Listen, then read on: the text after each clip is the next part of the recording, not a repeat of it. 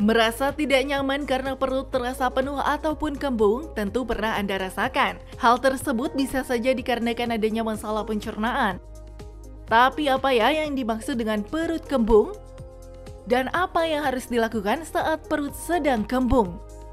Akan dijawab oleh ahlinya di segmen kali ini oleh Dr. Susi Maria, spesialis penyakit dalam. Yuk kita simak. Perut kembung artinya sensasi kita merasakan perut kita penuh ataupun kencang karena merasa terisi penuh oleh gas. Nah, kembung ini bisa juga disertai dengan banyak sendawa ataupun banyak buang angin. Bisa saja kembung ini hanya satu gejala saja yang dirasakan ataupun bisa disertai dengan gejala-gejala saluran cerna yang lain.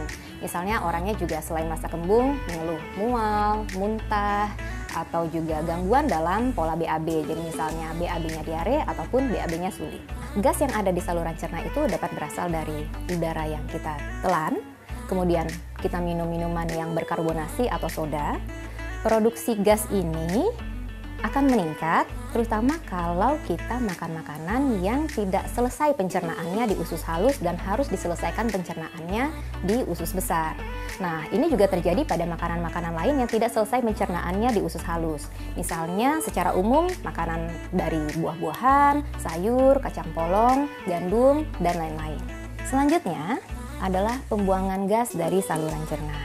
Normalnya kan kita akan membuang gas ya, dalam bentuk buang angin. Nah, ternyata orang normal itu dalam sehari bisa buang gas 14-18 kali sehari. Dari pembuangan gas ini, misalnya ada sumbatan usus atau ada gangguan dalam refleks peregangan usus, menyebabkan dia tidak bisa buang angin, tentu ini akan menimbulkan rasa kembung.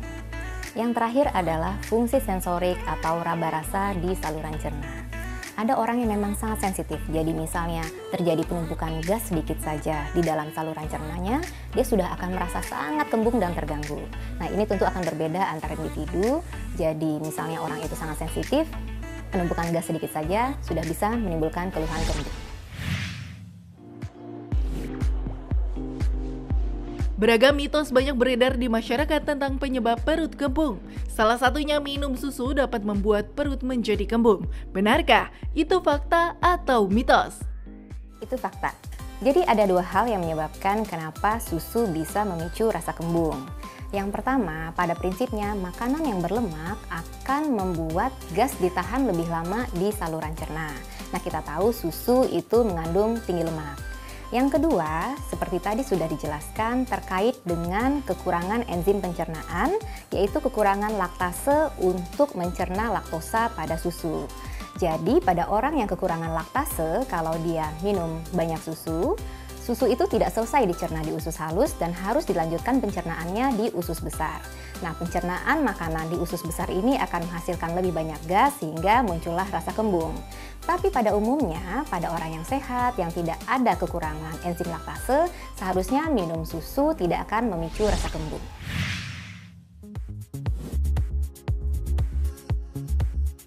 Mengonsumsi asupan garam berlebih tidak hanya dapat membuat tekanan darah Anda menjadi meningkat, yang berakibat pada masalah kesehatan yang serius. Mitosnya mengonsumsi garam berlebih juga dapat membuat perut menjadi kembung.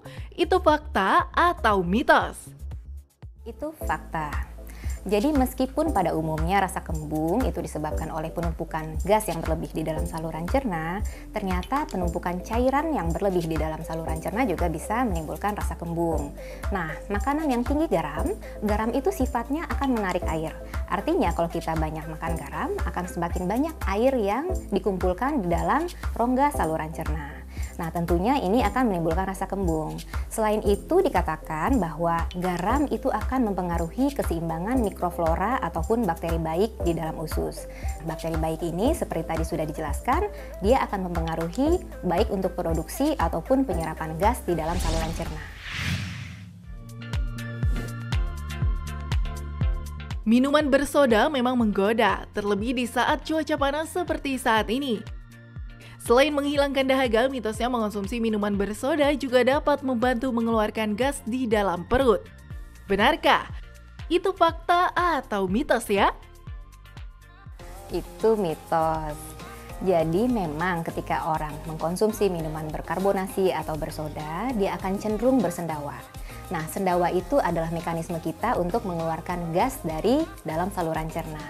Tapi sebenarnya gasnya datang dari mana? Justru berasal dari minuman berkarbonasi atau bersoda itu yang menyebabkan produksi gas di dalam lambung itu lebih banyak.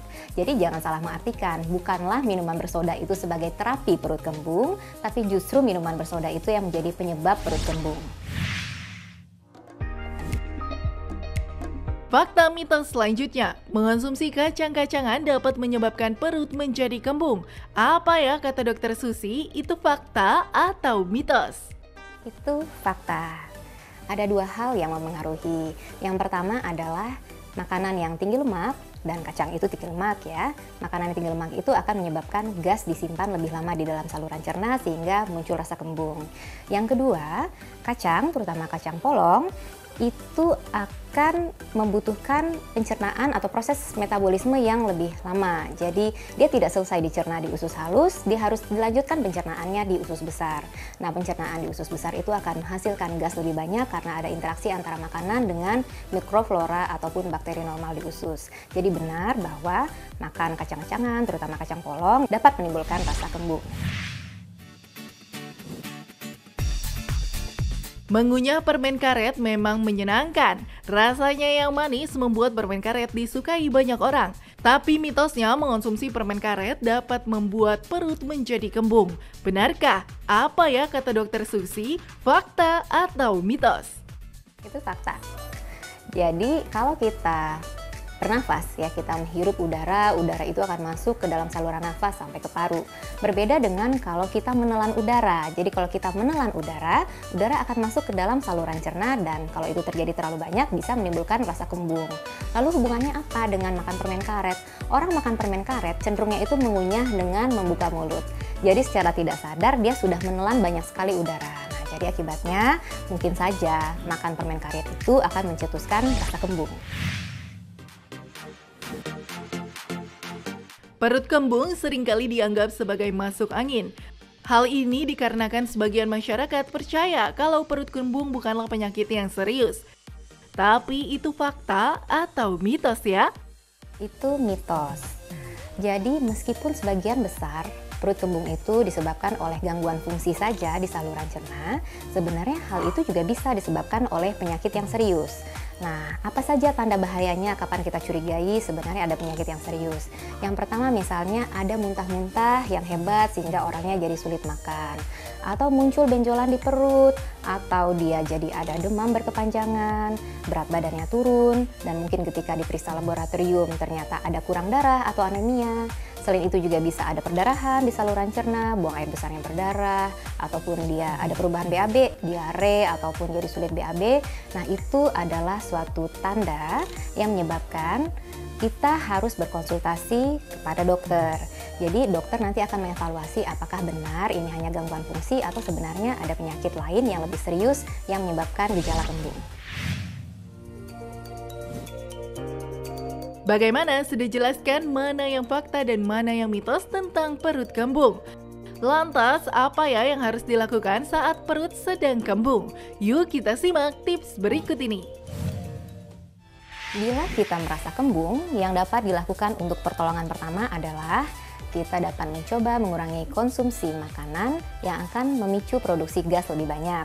Misalnya susu pada orang yang intoleransi laktosa, ataupun buah, sayur, gandum, dan lain-lain.